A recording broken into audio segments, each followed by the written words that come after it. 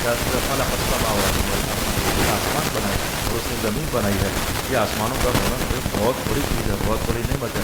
یہ زمین کا ہونا بہت بڑی نعمت ہے۔ بڑی بڑی جو چیزیں ہیں جن میں عظمت کا اظہار محسوس ہو، جس میں تعظیم کا اظہار ہوتا ہے۔ اصل میں اور آپ کے سامنے کہتا ہوں، رب کائنات نے جس کے بارے میں یہ اعلان کیا تھا وَلَقَدْ كَرَّمْنَا بَنِي آدَم، اس کو کے پاس ہم نے انسانوں کے سر پہ رکھے ہوئے ہیں۔ اس کا حوالہ دیا خلق الانسان، ہم نے انسان کو پیدا کیا۔ البتہ اللہ اکبر، آج میں جب ان آیات کو دیکھ رہا تھا تو ایک مقام پر توجہ رکی۔ انسان کے اگر ہم مراد ہیں یہ بھی قرآن پاک نے کہا ہے، اور انسان کے اگر سرکار دو عالم مراد ہے یہ بھی قرآن پاک نے کہا ہے۔ میں دونوں جگہ سے الفاظ آپ کے سامنے پڑھتا ہوں۔ خلق الانسان من نطفۃ، اللہ تعالیٰ نے انسانوں کو بنایا نطفے سے۔ یہ قرآن پاک کے الفاظ میں نے آپ کے سامنے پڑھ دیے۔ سورہ رحمان میں جاتے ہیں تو وہاں رب کائنات نے مراد رسول اللہ ہے، لیکن وہاں بھی جب انسان ارشاد فرمایا ہے الرحمن علم القرآن خلق الانسان علمہ البیان، رحمان ہے جس نے قرآن سکھایا، جس نے انسانیت کی جان محمد مصطفیٰ کو پیدا کیا۔ علمہ البیان، جن کو پھر اللہ نے بیان سکھا دیا۔ تو یہاں انسان کی بات رسول اللہ صلی اللہ علیہ وآلہ وسلم ہے۔ پہلے تو یہ جان لیجیے کہ ہمارا عنوان چل رہا ہے کہ انسان ایک عظمت معاذ چیز ہے۔ ہاں، اللہ نے اس کو پیدا کیا، تو عزت والی چیزوں کی نسبت اللہ کی طرف کرنا۔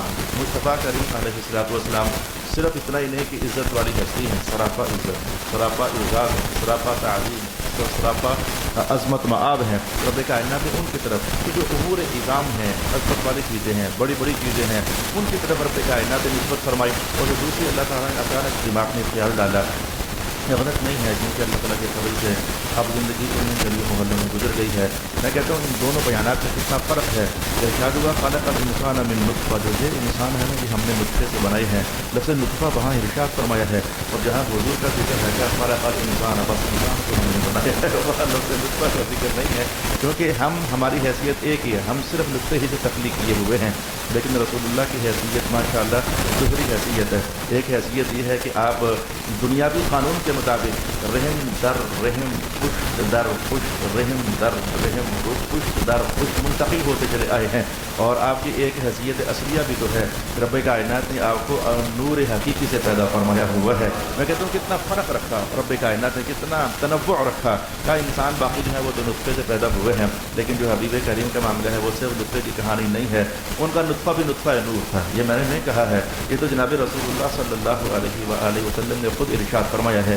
ہمارے اتفاق سے عنوان پھر آج 12 ربیع الاول کی ساعات قریب چل رہی ہیں، اور حضور کا ذکر خیر اللہ تعالیٰ ان موسم میں پتہ نہیں کدھر سے آیات ہماری ادھر پہنچی ہوتی ہیں، کوئی نہ کوئی ذکر خیر اللہ تعالیٰ ہمیں حضور کا عطا فرما دیتا ہے۔ تو یہ جناب آدم علیہ السلام کا معاملہ ہے کہ آپ جب ظاہر ہے کہ آپ کا نطفہ نور جناب آدم میں تھا سب سے پہلے، تو جناب آدم خود فرماتے ہیں کہ میں جب جنت میں ہوتا تھا تو میں جدھر کھڑا ہوتا تو لوگ فرشتے میرے پیچھے صف بنا کر کھڑے ہو جاتے ہوتے تھے۔ میں نے ایک بار اللہ تعالیٰ سے پوچھا کہ ہے اللہ تعالیٰ، میں جدھر جاتا ہوں تو فرشتے میرے پیچھے اور ہاتھ باندھتے ہیں اور کھڑے ہو جاتے ہیں، مولا اس کا راز کیا ہے؟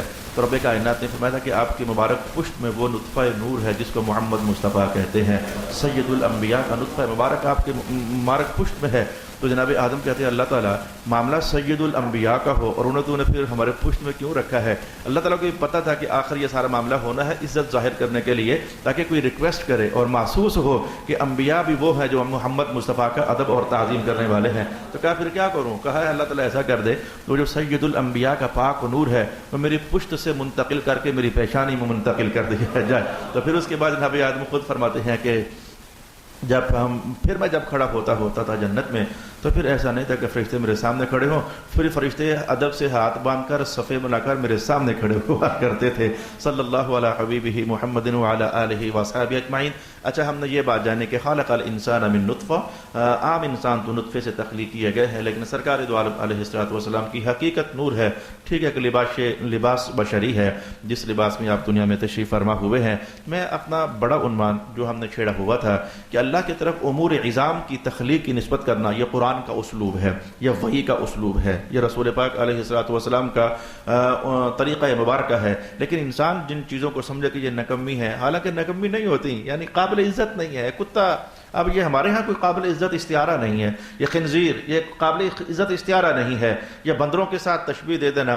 مجھے حدیث کے الفاظ یاد آتے ہیں کہ 15ویں سپارے میں ایک آیت ہے تو وہ ساری کے ساری تو میں نہیں کہتا، لیکن رسول اللہ صلی اللہ علیہ وآلہ وسلم نے فرمایا کہ مجھے خواب میں بنو امیہ کے کچھ لوگ جو ہیں وہ ممبروں پر چڑھ کر ناچتے نظر آئے ہیں، اور اس کے بعد سرکار دو عالم علیہ الصلوۃ والسلام کے ائمہ تفسیر نے کہا اور ائمہ سیرت نے کہا کہ اس واقعہ کے بعد یہ جو واقعہ جو کربلا والا واقعہ ہے، یہ سارے بنو امیہ کے لوگ تھے، یزید پلید جیسے لوگ ہو گئے، تو ممبروں پر چڑھ کر ناچتے نظر آئے ہیں۔ تو حضور فرماتے محدثین نے کہا پھر اس واقعہ کے بعد، اس خواب کے بعد رسول پاک علیہ الصلوۃ والسلام غم میں رہتے تھے، اور پھر آپ کے چہرے پر کم مسکراہٹ دیکھی گئی ہے کہ یہ میرے ممبر پر بندر ناچیں اور یہ بندروں کی طرح ناچتے دیکھا تو بندروں کا استعارہ یا قابل عزت استعارہ نہیں ہے۔ میں نے حدیث سے نکال کر آپ کو یہ بتانا چاہا۔ اس آیت کے تمام لوازمات اس وقت میں نے آپ کے سامنے نہیں کہے ہیں، لیکن بندروں کا استعارہ، کتے کا استعارہ، خنزیر کا استعارہ، ہم تو کہتے ہیں جب بچھوؤں کی طرح ڈنگتا ہے تو ہاں بچھوؤں کا استعارہ، یہ جو چیزیں بنائی ہیں اللہ نے، لیکن اللہ کی طرف ان کی نسبت نہیں کی جاتی ہے۔ میں نے کہا اللہ نے کہا آسمان بنائے، زمین بنائے، انسان بنائے، انسانوں کی جان محمد مصطفیٰ بنائے، خالق اللیل والنہار، اس نے رات جیسی عظیم نعمت عطا فرمائی، اس نے دن جیسا عظیم نعمت تمہیں عطا فرما دیا، والشمس والقمر، اس نے چاند بنا دیا، اس نے سورج بنا دیا، خلق الجان، اس نے جنات کو بنا دیا، خلق الموت والحیات، اس نے موت جیسی عظیم الشان چیز بنا دی اور اس نے زندگی جیسی عظیم الشان چیز بنا دی۔ آپ میرے منہ سے مسکراہٹ اس لیے آ رہی کہ آپ میں سے کوئی سوچتا ہوگا موت بھی عظیم الشان ہے، بندے کی جان نکال لیتی ہے، تو یہ کہاں سے عظیم الشان ہو گئی؟ یہ میں نے تھوڑا کہا ہے، یہ تو رسول پاک علیہ الصلوۃ والسلام نے ارشاد فرمایا ہوا ہے۔ آپ نے فرمایا تھا کہ جو موت ہے یہ تمہارے لیے اللہ کا تحفہ ہے، تو تحفے میں کوئی عزت مآب چیز دی جاتی ہے، کوئی نکمی چیز تحفے میں نہیں دی جاتی ہے۔ تو موت کو رسول پاک علیہ الصلوۃ والسلام نے یہ سمجھو کہ اللہ کی طرف سے تحفہ قرار دیا ہے۔ اور کسی اور موقع پر حضور نے فرمایا بھی تھا جب تک موت نہیں آئے گی تو اس وقت تک جو موت کے بعد کے احوال ہیں وہ کدھر ہوں گے، جیسے کہ آپ نے فرما دیا تھا کہ مرو گے تو قبر کے اندر میری زیارت نصیب ہونی ہے نا، اب اس کے لیے مرنا پڑے گا۔ تو موت جو ہے یہ وصال یار ہے، یعنی یہ تمہیں سرکار دو عالم کی زیارت تک پہنچائے گی۔ مرو گے تو جنت میں جاؤ گے، نہ مرو گے تو اللہ کا دیدار تمہیں نصیب ہوگا۔ تو یہ موت عظیم الشان چیز ہے، خلق الموت والحیات، مولا کائنات پھر انسان کو اس کا حوالہ دے، یا ایھا الانسان ما غرک بربک الکریم الذی خلقک فسواک۔ اسپیشل رب کائنات نے کہا اے انسان کس شے نے تجھے دھوکے میں ڈالا ہوا ہے، دیکھتا نہیں اس رب کی طرف جس نے تجھے بنایا اور بنانے کے بعد کیسا سیدھا کر دیا ہوا ہے۔ فسواک، تجھے تسویہ عطا فرما دیا۔ خلق فوقکم سبع طرائق، اوپر کی طرف اللہ نے 7 آسمان بنا دیے، اور بہت ساری آیات بینات ہے۔ میرا عنوان جو ہے وہ پورا ہوا، میرا مقصد جو ہے پورا ہوا۔ آج ہم نے گفتگو کے پہلے حصے میں اتنا جاننا چاہا ہے کہ کبھی بھی برا عمل کر کے اس کی اللہ کی طرف نسبت نہ کرو، اسے اپنی طرف نسبت کرو، اسے اپنی شامت اعمال تصور کرو، یہ ہماری کوتاہی ہے۔ بے باک نہ ہو جاؤ اللہ کے معاملے میں۔ ہمارا دین تو اپنی ماں کا ادب بتاتا ہے، ہمارا دین تو اپنے باپ کا ادب بتاتا ہے، ہمارا دین تو اپنے استاد کا ادب بتاتا ہے، ہمارا دین تو حضور کے صحابہ کا ادب بتاتا ہے، اوپر چلے جاؤ تو اہل بیت کا ادب بتاتا ہے، انبیاء کا ادب بتاتا ہے۔ تو کیا اللہ کا ادب ہمارا دین نہیں بتاتا ہے؟ بتاتا ہے۔ قرآن حکیم کہتا ہے عزت والی چیزیں، عظمت والی چیزیں، عظیم الشان چیزیں، ہاں کہو، کھل سے کہو یہ اللہ نے بنائی ہیں، اچھے اچھے کام یہ اللہ نے کروائے ہیں، اور اگر کوئی برا کام ہو رہا ہے پھر شرم کرو، اسے پھر اپنے آپ کی طرف منسوب کرو، یہ نہ کہو کہ اللہ نہ چاہتا میں نہ کرتا نا، جو اللہ نے کروایا ہے، جیسے کہ قصور سارا نعوذ باللہ العزیز اللہ کا ہوتا ہے۔ یہ ایک بہت غلط رویہ تھا جس کی خاطر میں نے یہاں رک کر کے تو آپ کو بتانا چاہا۔ محسوس تو ویسے ہو گیا ہوگا آج تک آپ کو کئی بار کہ یہ بات ثواب کے لائق تو ضرور ہے، میں نے قرآن پاک کا ترجمہ پڑھا ہوا ہے، ثواب تو ضرور ہوا ہے، اللہ نوازتا ہے،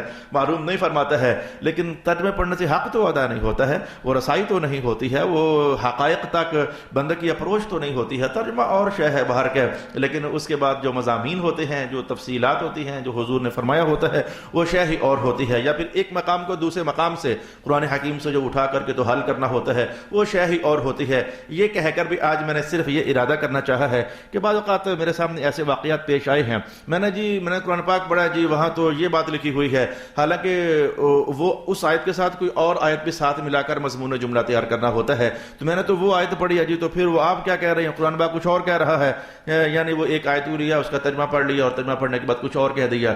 یعنی طلاق کے معاملات میں کئی بار لوگوں نے میرے ساتھ الجھنے کی کوشش کی ہے، وہ چونکہ آپ 3 دے بیٹھتے ہیں، پھر پریشان ہوتے ہیں، پھر پریشان ہو کر کے راستہ ڈھونڈتے ہیں، تو پھر خود ہی وہ دوسرے سپارے کا رکوع تلاوت کر لیتے ہیں، تو پھر نہ سمجھی پر صرف ترجمہ پڑھا اور ترجمہ پڑھ کر پھر آ جاتے ہیں میرے پاس وہ جی قرآن پاک میں تو یہ لکھا ہوا ہے، آپ یہ کہہ رہے ہیں، تو پھر مجھے وہ بڑی پریشانی کا سامنا کرنا پڑتا ہے. مجھے وہ ساری کہانی ان کو کھول کر کے سنانی پڑتی ہے کہ طلاق کے مسائل ہیں کیا، صرف وہ آیت کا ترجمہ پڑھنے سے آپ کیا نکال کر لے آئے ہو میرے پاس. جیسے کہ یہ بدتمیز نہیں انسان تو اس کو کیا کہیں گے. جس نے کبھی یہ کہا تھا کہ فلم میں دیکھنا جائز ہے، قرآن پاک میں لکھا ہوا ہے. اچھا جی کہاں لکھا ہوا ہے؟ جی لکم دینکم ولی دین، تمہارا اپنا دین ہے، ہمارا اپنا دین ہے، جو کر رہا ہے اسے کرنے دو. لا حول ولا قوت الا باللہ العلی العظیم. اب لکھا تو ہوا ہے، لیکن جاننا چاہیے کہ اس فیملی کی 40 آیتیں اور ہیں جو آیات جہاد سے منسوخ ہو چکی ہیں. تو منسوخ آیات کو اٹھا کر کے تو اپنا مدعا کہنے کی کوشش کر لینا، یہ کچھ بیوقوفیاں ہوتی ہیں. تو چلے آج میں نے رک کر کے دوسری بات بھی اور دوسری تلقین بھی آپ سے کہنا چاہیے.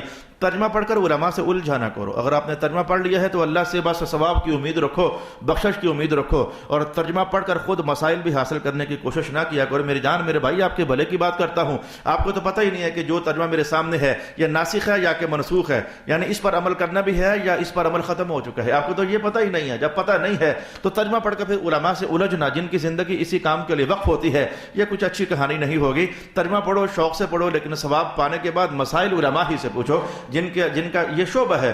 یہ دوسری بات ہے آج کی اس نشست میں جو میں نے آپ کی خدمت میں کہنا چاہی. ذالکم اللہ ربکم خالق کل شیء لا الہ الا ہوا فانا توفکون. یہی اللہ ہے جو تم سب کا رب ہے، ہر چیز کا خالق ہے، اس کے سوا کوئی عبادت کا مستحق نہیں ہے، پس تم کہاں بھٹک رہے ہو. کذالک یؤفک الذین کانوا بآیات اللہ یجحدون. اسی طرح وہ لوگ بھٹک رہے تھے جو اللہ کی آیتوں کا انکار کرتے تھے.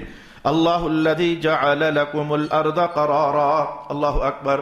اللہ کریم دیکھو بہت ایک کیا نعمتوں کا مسلسل چلاؤ ہے، مسلسل بیان چل رہا ہے. دیکھو پیچھے رب کریم نے کیا کہا تھا، رات بنائی اس میں آرام کیا کرو، دن بنایا اس میں کام کیا کرو. اللہ بڑے فضلوں والا ہے، جو تم مانگتے ہو وہ بھی دیتا ہے، اور جو تمہیں پتہ ہی نہیں ہوتا کہ ہماری ضرورت ہے اللہ تعالیٰ تمہیں وہ بھی عطا فرماتا ہے. یہ بھی گزشتہ نشست کی کہانی تھی. ابھی اس نے کہا اس نے ہر شے بنائی، اس ہر شے بنانے کے اندر بھی اللہ کی بہت بڑی نعمتوں کا اظہار ہے. جو میں نے ابھی کہا تھا، رک جاؤ میں تھوڑا سا ریورس گیئر لگاتا ہوں مقصد کو حاصل کرنے کے لیے. اس نے ہر شے بنائی. پیچھے میں نے کیا کہا تھا، اللہ فضلوں والا ہے.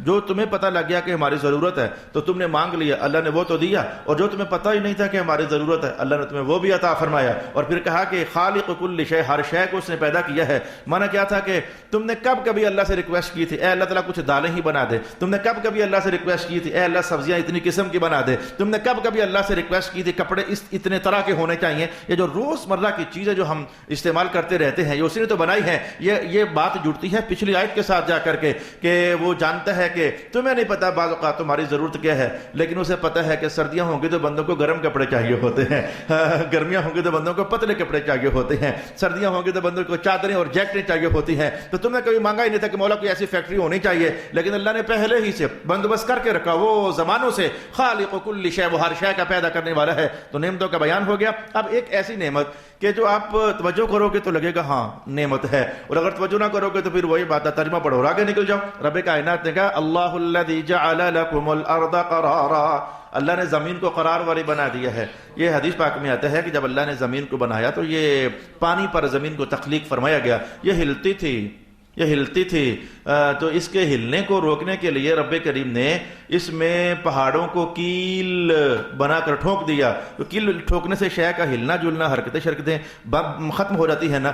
وَجَعَلْنَا الْجِبَالَ أَوْتَادًا. یہ قرآن پاک کے الفاظ اللہ نے میرے دماغ میں ڈال دیے. ہم نے پہاڑوں کو کیل بنا دیا. کیل تو کسی بھی ہلتی جلتی شے میں کیل ٹھونک دو اس کی حرکت ختم ہو جاتی ہے. لگے ہاتھ میں ایک آپ کو بڑی خاموش سی بات سمجھاؤں.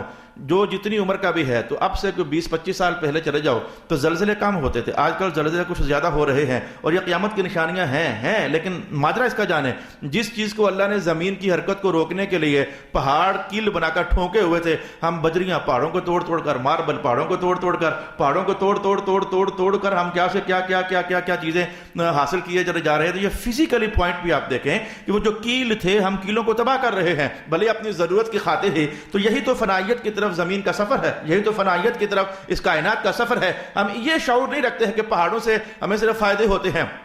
اور اس سے تباہی بھی ہو رہی ہے دن بدن زلزلے، وکیل ختم، وزن ختم، بیلنس ہونا ختم، تو زلزلے دن بدن زیادہ سے زیادہ ہوتے چلے جا رہے ہیں۔ تو یہ زمین ہلتی تھی، حدیث پاک کے اندر آیا، پھر اللہ نے پہاڑوں کو ٹھوک دیا۔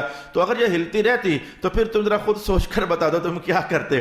میں پچھلے ہفتہ پچھلا جمعہ پڑھایا تھا میں نے لاہور، 2 جگہ درس قرآن کا ٹائم دیا ہوا تھا، تو میں چلا گیا، میں نے اپنی کتابیں حسب دستور ساتھ رکھی۔ تو اب میں نے چاہا، اور یہ میرا نہیں آپ کا بھی تجربہ ہے، میں نے چاہا کہ کچھ حدیثوں کی میں ترتیب دے لوں ذرا، جو لا کر میں نے سنا نہیں ہے۔ میں نے پینسل نکال تو لی، کتاب میں نے کھول تو لی، اب میں کوئی لکھنا چاہتا نا، کوئی لفظ حضرت لکھنا چاہتا تو وہ حضرت کی ہے وہ ادھر گئی ہوئی ہوتی، بھلے ٹرین کے اندر ہی بندہ بیٹھا ہوا ہو، لیکن وہ جو اس کے ہچکولے ہیں، جو اس کی اپ ڈاؤنز ہیں، میں کہتا ہوں میرے حضرت کی ہے ادھر چلے جاتی، اور میں کہتا صلی اللہ علیہ وسلم، تو صلی اللہ کی جو صاد ہے وہ نیچے گھوم جاتی، وہ دائرہ کوئی بڑا بن جاتا۔ وہ حرکتیں پیدا ہونے سے بندہ تحریر نہیں کر سکتا، اور صرف یہی نہیں کہ تحریر نہیں کر سکتا، وہ صحیح طرح اسٹڈی نہیں کر سکتا، وہ لفظ درک جاتے ہیں اوپر نیچے نیچے اوپر بڑی توجہ سے۔ وہ ایک چھوٹی سی حرکت ہے، یہ ٹرین کی حرکت چھوٹی سی حرکت ہے۔ پھر ہم نے وہاں ایک چولہا دیکھا جو ان کا کیبن ہوتا ہے، تو چولہا دیکھا تو ہم نے کہا کہ یار، میرے ساتھیوں نے کہا یار یہ چائے کیسے پکاتے ہوں گے، ان کی چائے تو گر جاتی ہوگی۔ میں نے کہا یہی بڑے سیانے ہوتے ہیں، وہ ڈالتے ہی اتنا ہے کہ جھٹکا لگنے کے باوجود دودھ اتنا ہی رہے کہ وہ چھلک کر باہر نہ آ سکے۔ آپ بتاؤ کہ جب وہ جھٹکے ہوں تو نہ تمہاری چائے پکے، نہ تمہارے سالن پکے، نہ تم لکھ سکو۔ مجھے نماز پڑھنے کی اللہ نے توفیق عطا فرما دی۔ اب میں نے اپنے ساتھیوں سے کہا میں نماز کھڑا ہو کر پڑھنے لگا ہوں، لیکن آپ کو ویسے بتا رہا ہوں کہ میں بیٹھ کر پڑھنا چاہوں تو پڑھ سکتا ہوں۔ کہنے کہ بیٹھ کر کیوں پڑھ سکتے، آپ تو صحت مند ہیں۔ میں نے کہا وہ کشتی کے اندر بندہ نماز پڑھے تو جھچکولوں سے وہ چونکہ گرنے کا خطرہ ہوتا ہے، تو لہذا مجھے یہاں گرنے کا خطرہ ہے، تو میں یہاں بیٹھوں تو بیٹھ کر نماز پڑھنا چاہوں تو پڑھ سکتا ہوں۔ ویسے میں کوشش کرتا ہوں کھڑا ہو کر پڑھنے کی۔ میں نے پاؤں تھوڑے کچھ چوڑے کر کے جمع کر کے تو رکھ کے نماز تو پڑھ لی، لیکن میں آپ کو تصویریں بتا رہا ہوں زندگی کی۔ ایک چھوٹی سا ٹرین کا ڈبہ ہو، اس میں حرکتیں ہوں تو ہمارے 20 کام جو ہیں وہ خراب ہو جاتے ہیں۔ اب ذرا ایسے میں سمجھو کہ رب کائنات نے کہا جو ہے کہ زمین کو ہم نے قرار والا بنا دیا ہے۔ اگر زمین میں سکون نہ ہوتا، قرار نہ ہوتا، تو ہمارے گھروں کے اندر برتن کھڑکتے ہی رہتے، شے گرتی ہی رہتی، زلزلہ آئے تو اسٹوروں کے اسٹور جو ہے ان کا سامان نیچے گر جاتا ہے۔ تو زمین میں اگر ہر وقت بڑے سطح کا حرکت ہو تو اس کے زلزلے بھی بڑے ہی، یہ زلزلہ حرکت ہی تو ہے، وہ کیا سے کیا مکان بناتے مکان گر جاتے، بناتے گرنے کے خطرے پیدا ہوتے، ہر وقت ایک زلزلے کی سی کیفیت لگی رہتی، زندگی محال ہو جاتی، مشکل ہو جاتی، نہ کھانا نہ پینا، نہ ڈھنگ سے نہانا نہ لکھنا نہ پڑھنا، کیا سے کیا ہوتا رہتا۔ اب ایسے میں سمجھو نعمت ہے کہ نہیں، رب کائنات نے کہا زمین بنا کر، تو تمہیں نہیں تھا پتا کہ اس کو حرکت ہونی چاہیے یا سکون ہونا چاہیے، ہمیں پتا تھا کہ حرکت ہوئی تو میرے بندے ڈسٹرب ہو جائیں گے۔ وَجَعَلَ لَكُمُ الْأَرْضَ قَرَارًا، ہم نے زمین کو تمہارے لیے قرار بنایا ہوا ہے، اس میں تمہارے لیے سکون ہم نے رکھا ہوا ہے، اس کی حرکتوں کو ہم نے ختم کر دیا ہوا ہے۔ اب اگر کبھی حرکت آ جائے تو کیسے دماغ گھومتے ہیں، پریشان لوگ اپنے آفس چھوڑ کر کے تو پلاسے چھوڑ کر باہر نکلتے ہیں کہیں مارے نہ جائیں۔ تو اگر زمین حرکت ہی میں ہوتی مسلسل تو آفس میں جاتا ہی کون، ہر وقت یہی خطرہ رہتا، بلکہ آفس بنتا ہی کیسے، وہ تو لینٹر ڈالتے ساتھ ہی حرکت ہوتی، تو وہ جناب علی پلازا گرے کا گرا ہوا ہے۔ میں کہتا ہوں ایک بات جو ہے اللہ کی بہت بڑی نعمت ہے، اللہ الذی جعل لکم الارض قرارا والسماء بناء، اور بناء، اور اللہ نے آسمان تمہارے لیے چھت بنا دیا، اس چھت میں تمہیں سورج نظر آتا ہے، اس چھت میں تمہیں چاند نظر آتا ہے، اس چھت میں تمہیں ستارے نظر آتے ہیں، اور بہت کچھ ہے جو اللہ نے ان 7 چھتوں کے اندر بنایا ہوا ہے۔ وَصَوَّرَكُمْ فَأَحْسَنَ صُوَرَكُمْ، اللہ نے تمہیں صورت دی ہے، اور میں کہتا ہوں صورت تو ہر ایک شے کو دی ہے۔ کیا اگر ہماری شکل و صورت ہے تو اس پھول کی شکل و صورت نہیں ہے، اس پتے کی شکل و صورت نہیں ہے، کیا پہاڑوں کی شکل و صورت نہیں ہے، اس پرچ کی شکل و صورت نہیں ہے، گلاس کی شکل و صورت نہیں ہے، جانوروں کی شکل و صورت نہیں ہے۔ یہ کہنا کہ وَصَوَّرَكُمْ، اللہ نے تمہیں صورت عطا فرمائی ہے، سمجھنا چاہیے کہ یہ صرف صورت کی بات نہیں ہو رہی، ذرا اگلا جملہ ساتھ ملاؤ، فَأَحْسَنَ صُوَرَكُمْ، باقی ساری شکل و صورتیں بنائی ہیں اللہ نے، لیکن تمہاری اللہ نے ذرا خوبصورت شکل و صورت بنائی ہوئی ہے۔ فَأَحْسَنَ صُوَرَكُمْ، تمہیں اچھی شکل عطا فرمائی ہے۔ یہ دیکھو مجھے حضرت شیخ سعدی کے ایک موقع پر جملہ یاد آتا ہے، فارسی کلام میں آپ نے کہا تھا کہ گدا گر تواضع کند خوِ اوست، یعنی اس کا ترجمہ یہ ہے کہ جو مالدار ہوتے ہیں، منصب والے ہوتے ہیں، وہ عاجزی کریں، عظمت معاب یہ شے ہے۔ اگر مانگنے والا بیکاری غریب بندہ عاجزی کرے، یہ تو اس کی عادت ہے، یہ کمال نہیں ہے۔ کمال یہ ہے کہ کمال والا ہو کر کے تو پھر وہ اپنے آپ کو عاجز مسکین بنا کر رکھے، کمال یہ ہوتا ہے۔ یہ کہنے کے بعد میں نے کیا کہنا چاہا، یہ دیکھو انسان ہے، سرو قد ہے، اور اٹھا اس کا جسم ہے۔ اب جب بھینس ہے، باقی جانور ہیں، سانپ ہیں، حشرات الارض ہیں، وہ جھکے بچھے ان کی تو مجبوری ہے جھکے جھکے ہونا، بچھے بچھے ہونا۔ میں کہتا ہوں کہ عملی طور پر آپ صرف 5 منٹ بھینس کی طرح اور بکرے کی طرح دونوں ہاتھوں اور دونوں پاؤں کو زمین پر رکھ کر چل کر بتاؤ، دماغ ٹھکانے آ جائے گا کہ اللہ نے جو ہمیں سیدھا قامت بنایا ہے اس میں کتنی برکتیں ہیں اور کتنی رحمتیں ہیں۔ تو 5 منٹ صرف ایسا کر کے بتا دو، یعنی اپنا تجربہ پانے کے لیے کہ واہ واہ واہ مولا شکر ہے کہ تو نے، یا پھر 2 منٹ سانپ کی طرح گھسٹ کر دیکھ لو، جیسے فوجوں کو ٹریننگ کرواتے ہیں، وہ کوہنیوں پر اور ٹخنوں پر وہ چلتے ہیں، گھٹنوں پر وہ بالکل بچ بچ کر انہیں آگے جانا ہوتا ہے۔ میں کہتا ہوں ذرا ان سے پوچھ کر دیکھو، یہ آسان سے کام ہے؟ اوپر تاروں کی باڑ لگی ہوتی ہے، نیچے سے گزرنا ہوتا ہے، ان کی جو ہارڈ قسم کی ٹریننگز ہوتی ہیں، ذرا ان سے پتہ کر کے دیکھو۔ حالانکہ سانپ کے لیے مسئلہ نہیں ہے، تو میں کہنے کا مطلب یہ ہوا یہ زمین پر ہمیشہ بچ بچ کر رینگ کر چلنا اور جھک جھک کر چلنا یہ بڑا مسئلہ ہے، یہ بڑی مشکل ہے، نہ ہم دور دراز تک دیکھ سکیں۔ مولا کائنات نے اس لیے کہا، یہ میں نے ایک جملہ فی الحال کہتا ہوں، اس لیے کہا کہ اللہ نے ہر شے کو صورت دی ہے، پر جو تمہیں صورت دی ہے وہ احسن الصور ہے۔ لقد خلقنا الانسان فی احسن تقویم، ہم نے انسان کی جو تخلیق ہے بڑی احسن تخلیق ہے، احسن تقویم ہے۔ لیکن مجھے اس پر علامہ جعلی کا جملہ کیسے بھول سکتا ہے، کیسے بھول سکتا ہے؟ ہم ایمان والوں کو سرکار دو عالم کی باتیں کیسے بھول سکتی ہے؟ امام جعلی فرماتے ہیں، بسم اللہ الرحمن الرحیم کی آپ نے تفسیر لکھی الکہف والرحیم کے نام سے، آپ فرماتے ہیں کہ یہ جو رب کائنات نے کہا انسان بڑا سونا ہے، یہ مولا انسان سونا کیوں ہے؟ اس کی شکل سونی کیوں ہے؟ اس کی تخلیق سونی کیوں ہے؟ فاحسن صورکم، تمہاری صورتیں اللہ نے سونی بنائی ہیں۔ اس پر علامہ جعلی فرماتے ہیں کہ سمجھنا چاہیے کہ رب کائنات نے اصل میں ازل ہی میں اپنے محبوب کو جو شکل و صورت عطا فرمانی تھی، جو خاکہ عطا فرمانا تھا، رب کائنات نے اسی خاکے پر حضور کی امتیوں کو پیدا فرما دیا اور پھر تمام انسانوں کو اسی خاکے پر پیدا کر دیا، کیونکہ وہ احسن الصور ہے، وہ احسن الخوائق ہے، اور وہ ہے مصطفیٰ کریم علیہ السلام کا مبارک قد و قامت جو احسن الخلق ہے۔ رب کائنات نے ہمیں بھی چونکہ اسی خاکے پر پیدا کر دیا، میں بار بار خاکہ کہتا ہوں، خاکے پر پیدا، اس صورت پر نہیں، خاکے پر پیدا کیا، اس لیے کہ حسن کی صورتیں الگ الگ ہیں، جمال کے انداز اپنے اپنے ہیں، کہاں مصطفیٰ کریم علیہ السلام میں حسن و جمال اور کہاں ہم جیسے لوگ، یہ کوئی صورت اور حسن کی تو مثال ہی، لیکن خاکہ وہ ہے۔ میں کہتا ہوں کہ نقش جمیل جو ہے یہ وہ ہے جو رب کائنات نے محمد مصطفیٰ کو عطا فرمایا اور ہمیں بھی اسی نقش جمیل پر پیدا فرما دیا۔ وَصَوَّرَكُمْ فَأَحْسَنَ صُوَرَكُمْ وَرَزَقَكُمْ مِنَ الطَّيِّبَاتِ۔ بس وقت ختم ہو رہا ہے، تیزی کے ساتھ سمجھنا، اللہ نے تو تمہیں رزق جو دیا تھا وہ طیب تھا، طیب طاہر نہیں، طاہر اور شے ہوتی ہے، طیب، یہ تم نے اپنے رزق کو کر کیا لیا ہے؟ یہ طیب اور طاہر یہ الگ الگ کہانیاں ہیں۔ طاہر، یہ دیکھو میں آپ کو بتاؤں، طاہر کا معنی ہوتا ہے جس کے بظاہر، مثلا یہ ہے بظاہر آپ کو کچھ نظر نہیں آ رہا، نجاست لگی ہوئی ہو، تو ظاہر میں اگر نجاست ہو تو یہ پلید، اور ظاہر میں اگر نجاست نہ ہو تو یہ طاہر۔ اور بعض اوقات نجاستیں باطنی ہوتی ہیں، اب جو وہ کیا ہوتا ہے، مثلا میں آپ سے کہتا ہوں کہ پیشاب کا قطرہ اس میں لگ کر جذب ہو گیا، خشک ہو گیا، ظاہر تو صاف نظر آ رہا ہے، آپ کو کوئی شے نظر نہیں آ رہی، لیکن اندر کھاتے کہیں پلیتی ہے۔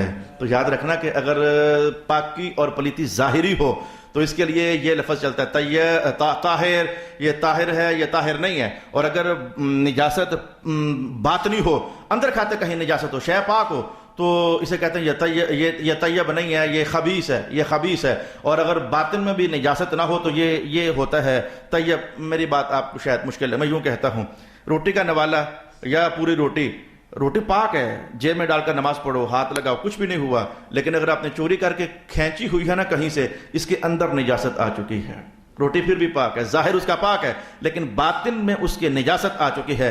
میری مراد کیا ہوگی؟ رزق حلال اور رزق طیب، یہ ایک شے ہے۔ یعنی اگر شے تو امرود، سیب، کپڑے، یہ ساری نعمتیں اللہ نے پاک پیدا فرمائی، لیکن اگر ہمارا سورس آف انکم ٹھیک نہیں ہوگا، اب یہ پاک تو ہے لیکن طیب نہیں ہے، پاک اور شے ہے، طیب اور شے ہے۔ یہ کپڑے دھو کر میں نے پہنے ہیں، یہ پاک تو ہیں، لیکن جیسے حضور نے فرمایا ملبسہ حرام، جس کا کپڑا پہنا ہوا حرام کا ہو، اب یہ اگر اس کا سورس آف انکم ٹھیک نہیں تھا، یہ طاہر تو ہے لیکن طیب نہیں ہے۔ تو رب کائنات نے کہا ہم نے تمہیں جو چیزیں دی ہیں وہ طیب بھی تھیں، طاہر بھی تھیں، لیکن تم نے طاہر تو رہنے دیا، لیکن تمہاری جو طیب ہونے والی خصلت وہ بعض لوگوں نے خراب کر دی ہوئی ہے، حرام کر کے، جھوٹ بول کر کے، غلط بیانی کرتے ہوئے۔ جو رزق تم نے کمائے وہ طاہر تو اب بھی ہیں لیکن وہ طیب نہیں رہے ہیں۔ رب کائنات نے کہا یہ ہماری النعمتی، جب ہم نے تمہیں دیے تھے نا تو وہ طیب بھی تھے، وہ طاہر بھی تھے، لیکن تم نے ان کو خراب کر دیا۔ ورزقکم من الطیبات، اللہ نے ظاہر باطن کا پاک رزق تمہیں عطا فرمایا تھا۔ ذالکم اللہ ربکم، یہ تمہارا رب، اللہ کو پتا کہ اگر خبیث رزق ان کو دیا، الخبیثات للخبیثین والخبیثون للخبیثات، جو اندر کے گندے انسان ہوتے ہیں اسے خبیث خبیث خبیث خبیث، اور جو اندر کے ستھرے انسان ہوتے ہیں انہیں الطیب، الطیبات للطیبین والطیبون للطیبات، یہ اصطلاح قرآن پاک کی ہے، 18ویں سپارے کی ہے۔ تو رزق کو طاہر بھی رہنے دو اور طیب بھی رہنے دو، اسی کے اندر فائدہ ہے، اسی کے اندر برکت ہے۔ فتبارک اللہ رب العالمین، اقبال نے کسی موقع پر اسی طرف اشارہ کرتے ہوئے کہا تھا، ایک تمہارے شعر نہیں آتے، اس رزق سے موت اچھی جس رزق سے پرواز میں آتی ہو کوتاہی۔ جب وہ رزق طیب نہ رہے نا تو پھر بندے کی پرواز بھی نہیں رہتی، وہ اللہ کے وہاں اس کی عزتوں کا عروج جو ہے وہ بھی ختم ہو جاتا ہے۔ ذالکم اللہ ربکم فتبارک اللہ رب العالمین۔ صدق اللہ مولانا العظیم۔